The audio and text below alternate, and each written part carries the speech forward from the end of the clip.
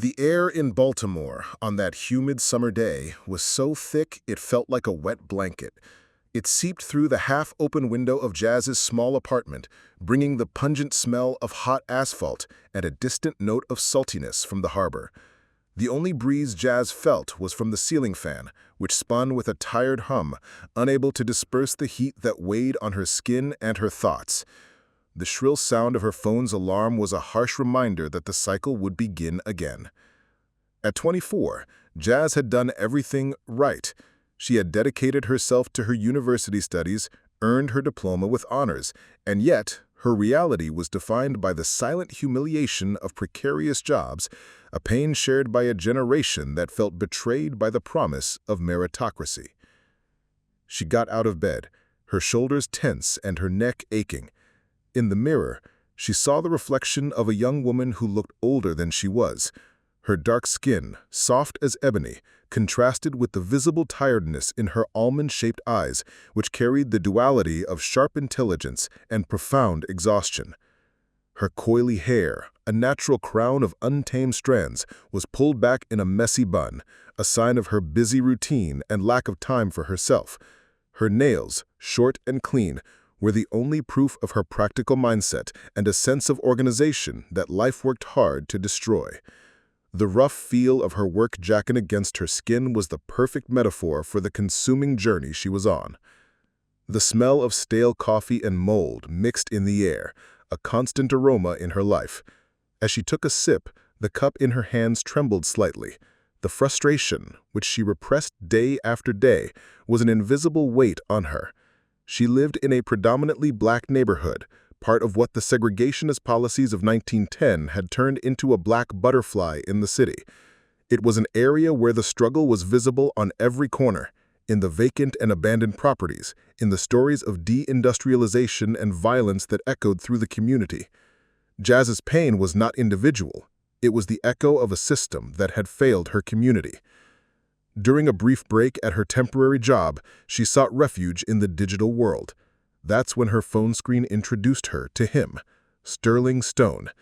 In a carefully edited video, he smiled with pristine white teeth, his mellifluous voice selling the narrative of the self-made man, the false overcoming of poverty to achieve millionaire success. The sound of his laugh, so dry and artificial, felt like a punch to Jazz's gut. He was a parasite who fed on the ambition and vulnerability of his own community, using the language of resilience to disguise his rotten, exploitative character. The outrage Jazz felt propelled her to a deeper search. She scoured online forums dedicated to exposing toxic influencers, a world of untold complaints and stories. And that's where she found her. The story of a young woman who, after getting involved with Sterling, had intimate images leaked online. The narrative detailed the breach of trust and the public humiliation that followed. The victim, after her devastating experience, became an activist against digital abuse. Her pain, described in words that seemed to bleed on the screen, touched a wound Jazz didn't even know she had. The injustice was no longer an abstract concept. It was a personal threat that echoed the sense of powerlessness she felt in the face of the system. The metallic taste of rage settled in her mouth. Jazz's hands, which had once seemed tired, now trembled with a new fever, a feverish purpose. She saw herself reflected in the victim's story, a sleeping lioness awakened by an injustice that could not be ignored. With a churning stomach and a heart pounding in her chest, she opened her messaging app. The white screen, cold and empty, was waiting. With fingers that still felt strangely numb, she typed a simple phrase to Lena, the only person she knew would understand. "I think we know what we're going to do." The spark had been lit. The journey had finally begun. The air in Fells Point was a tapestry of competing scents. The rich, roasted aroma of coffee and freshly baked bread from the cafe, mingling with the distant, briny smell of the Patapsco River and the salt air of the harbor. The constant low hum of conversation and the clang of boat bells on the docks formed a soothing backdrop, a stark contrast to the coiled tension in Jazz's body. Her hands, still trembling slightly, held a steaming mug as she waited for Lena. When Lena arrived, a burst of infectious energy in a bright yellow hoodie, she slid into the booth and a smile, a rare sight lately, touched Jazz's lips. Lena, with her quick, perceptive eyes, immediately noticed the change in her friend. "You look like you saw a ghost, but a good one," she commented, her voice a low murmur. Jazz took a deep breath, the coffee's warmth a small comfort against her churning stomach. She confessed her plan, her words tumbling out in a rush, detailing the victim's story she had found online and the fire it had lit within her. Lena listened, her face a mask of pragmatic consideration. She was the anchor to Jazz's idealism, the one who turned wild dreams into actionable lists. She asked questions, sharp and to the point about funding, legal risks, and the sheer audacity of confronting a man with Sterling Stone's influence. Jazz had no answers for most of them. All she had was the raw, unyielding conviction that this was not just a side project, but a necessary act of justice. She laid out the foundation of their business, a name she had scribbled on a napkin: Veritas Digital. The name, meaning truth in Latin, would be their compass, a promise that everything they created would be a search for truth, no matter how difficult. By the time the conversation was over, the steam had long faded from Jazz's coffee, and the cafe was beginning to empty. Lena, her brow furrowed in concentration, finally looked up. A smile, slow and genuine, spread across her face. "You're crazy," she said, her tone a mix of disbelief and admiration. "Let's do it." The decision was made not with a handshake, but with a silent understanding, forged over shared frustration and a sudden, fierce purpose. The journey to build Veritas Digital began not as a business, but as a personal declaration. Lena, with her expertise in digital marketing, became the engine, while Jazz, the intuitive creative, became the heart. The scene shifts to Lena's small apartment, which quickly becomes their headquarters. The air, once filled with the scent of cheap takeout, now smelled of late-night coding and the dry heat of overworked laptops.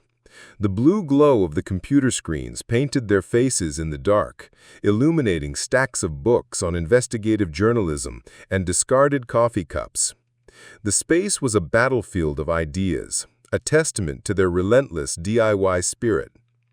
They built a simple website, a clean interface designed to be a digital safe harbor for victims, a place to tell their stories without fear. Jazz, with a newfound energy that erased the tiredness from her eyes, spent hours crafting a new kind of content, a form of digital investigative journalism that would use storytelling and sensory language to expose the reality behind the carefully curated facades of social media. The narrative gained a deeper historical dimension when Jazz sought out her old mentor, Mr. Davis. The visit to his home was a step back in time. The house, built with the red brick that defined much of Baltimore, was filled with the silent history of the city, from the abolitionist movements of Frederick Douglass to the defiant art of Billie Holiday. Mr. Davis, with the gnarled, calloused hands of a man who had seen a lifetime of struggle, listened to her story with a quiet intensity. He offered a warning, reminding her that fighting the system, even from a digital distance, was a dangerous game. But his support, born of a deep respect for a young woman who refused to stay silent, was unwavering. He became their bridge to the community, a living archive of resilience, proving that this fight was not a singular act of revenge, but a continuation of a legacy. Jazz, Lena, and Mr. Davis, a trio united by a common purpose, transformed Jazz's personal pain into a collective mission, ready to take on the toxic forces that fed on their community's struggle. The spark had become a flame, and the plan was set in motion. They were no longer just two young women struggling to find their place in a world that seemingly had forgotten them. They were the architects of a new kind of resistance, and their first target was already in their sights. The first taste of success for Veritas Digital arrived with a flood. A video exposing a small-time influencer, a man who sold get-rich-quick schemes that preyed on young, aspiring creators, went viral in a matter of hours. The triumph was palpable. The scent of a new logo, fresh from the printer, hung in the air of Lena's apartment, a tangible marker of their legitimacy. The sound of their phones vibrating with a constant stream of notifications, likes, shares, new subscribers was a melody of validation. Jazz's hands, which for months had felt weighed down by exhaustion, now moved with a new sense of purpose, tapping out responses and tracking the video's reach. They were no longer just two young women with a laptop. They were a voice, and that voice was resonating. The success was a heady, intoxicating feeling, a direct refutation of the system that had tried to silence them. But victory, they soon learned, was a double-edged sword. The success of their first video was a flash of light that inevitably cast a long, dark shadow. The initial emails were easy to dismiss, anonymous, rambling threats from online trolls. But then came the subtler, more chilling attacks. Jazz's personal email, her sanctuary, was flooded with spam, her social media accounts hit with multiple login attempts. Lena's phone buzzed with calls from unrecognized numbers that would hang up the moment she answered. The digital battlefield was no longer an abstract concept. It was a personal threat, a cold hand on their backs. Sterling Stone, with his perfect smile and his carefully crafted persona, remained silent on his public platforms. He was a master of the digital game, and a public confrontation was a risk he was not willing to take. But the veiled threats, the subtle digital sabotage, were a clear message: I see you. The tension in Jazz's shoulders returned, a familiar weight of unease. The sound of a new email notification, once a signal of progress, now made her heart pound in her chest, a nervous, erratic rhythm. The taste of fear, bitter and metallic, settled in her mouth, a constant low-level thrum of anxiety that replaced the sweetness of their initial victory. One night, unable to sleep, Jazz found herself scrolling through the archives of the online forum that had led her to the initial victim. She wasn't looking for new evidence, just trying to make sense of the fear that was gripping her. But as she scrolled, a pattern emerged. Sterling Stone's name appeared again and again, linked not only to the revenge porn case, but to other similar stories. A young musician whose career was derailed after he questioned Stone's business practices. A community organizer whose reputation was smeared online after she spoke out against him. The abuse wasn't a one-time offense. It was a long-standing pattern of predatory behavior, a playbook of manipulation and ruin. He didn't just sell a false promise of success. He actively dismantled the lives of anyone who dared to challenge his carefully constructed facade. The discovery was a watershed moment. The fear that had been gnawing at Jazz was replaced by a cold, clear, righteous fury. She was no longer just fighting for a single victim, or even for herself. She was fighting for all of them, for a community that had been systematically exploited. The blue light of the computer screen reflected in her eyes not as a symbol of exhaustion, but as a beacon of unwavering purpose. She looked at the screen, at the list of broken lives and lost dreams, and made a silent vow. This was no longer a game of exposure. This was a battle for justice, and she was ready for the fight. The summer heat was a living thing in Baltimore, a suffocating presence that pressed down on the city, trapping the day's stale air and the pungent smells of the industrial waterfront. Inside Lena's apartment, the heat was a character in the room, a silent accomplice to the nervous energy that thrummed between Jazz and her friend. The only sounds that broke the tense silence were the low hum of the ceiling fan and the intermittent, decisive clicks of a mouse. A half-eaten pizza box sat on the floor, the smell of cold, hardened cheese and cardboard a faint, bitter reminder of a meal long forgotten. Jazz's shoulders were hunched, her gaze locked on the bright blue glow of the computer screen, which painted her face in a stark, artificial light. This was not a physical confrontation, but a digital battle of wills, and the apartment had become their war room, a cocoon of tension and purpose. The final video, the culmination of weeks of relentless investigation, was loaded and ready. It was not a sensationalized hit piece, but a meticulously constructed visual open letter, narrated with the same steady, unwavering tone that had made their first video so effective. The piece meticulously exposed Sterling Stone's pattern of predatory behavior, a playbook of manipulation that went far beyond the initial case that had ignited Jazz's fire. The narrative wove together anonymous testimonies from multiple victims, their pain echoing through carefully chosen words, and presented irrefutable proof of Sterling's hypocrisy and abuse. It wasn't about a single instance of wrongdoing, but about a systemic betrayal of the very people he claimed to represent. The video was an act of vengeance, but also a work of art, a searing indictment of a toxic, exploitative system. Jazz's finger hovered over the publish button. She felt a profound sense of finality, of walking off a ledge from which there was no return. The tiredness in her eyes was gone, replaced by a fierce, almost terrifying resolve. She glanced at Lena, who offered a silent nod of encouragement. It was a single, shared breath before the plunge. Jazz clicked the mouse, and the video was released into the digital ether. The reaction was immediate and seismic. The internet, a sleeping monster that Jazz and Lena had just prodded, roared to life. The hashtag spread like wildfire. Sterling Stone's social media feeds, once pristine and filled with adoring comments, were overrun with a storm of condemnation. His carefully curated image of a self-made man began to crack under the weight of a collective righteous fury. The cancellation he had so carefully avoided was now a reality, a public reckoning that played out in real time across countless screens. The digital world, which he had used as his personal kingdom, was now his prison.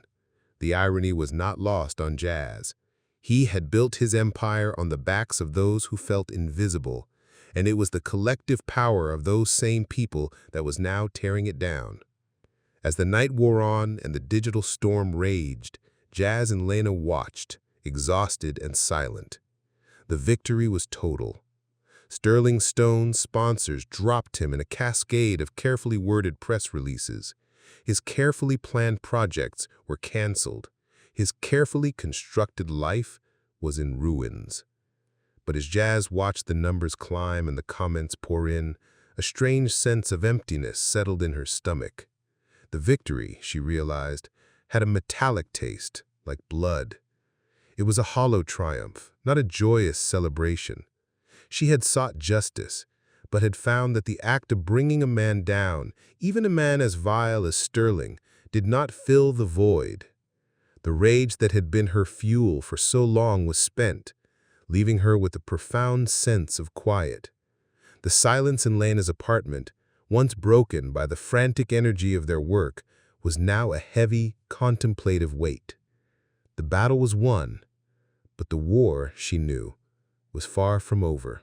The dawn that broke over Baltimore was quiet, a gentle morning that seemed to exhale all the tension of the night before. Jazz walked along the waterfront promenade at the inner harbor, the cool morning breeze carrying the fresh scent of salt water and the faint, earthy aroma of the docks. The soft sounds of the city waking up, the distant murmuring of conversation, the gentle clang of boat bells, the rhythmic splash of water against the seawall, were a welcome change from the digital frenzy of a few hours earlier. The sun, a growing warmth on her face, promised a new day, but Jazz's heart still held the echoes of the previous night's hollow victory. The fall of Sterling Stone had been swift and absolute, but the act of destroying a man hadn't brought her the peace she had expected. The metallic taste of vengeance, a subtle reminder of the power she had wielded, lingered on her tongue. She sat on a bench, her hands resting on her knees, the tension that had been a constant companion in her shoulders finally beginning to dissipate. She wasn't thinking about Sterling Stone anymore. She was thinking about the messages that had poured in after the video went viral. They weren't about celebration or revenge. They were from people, victims of other toxic influencers, who saw their own pain in her story and were reaching out for help. Her phone, once a source of dread and anxiety, was now a beacon of hope, a bridge to a community she didn't know existed. In that moment, sitting in the morning calm, Jazz understood. The true victory wasn't in the destruction of her antagonist, but in the purpose she had found in helping others.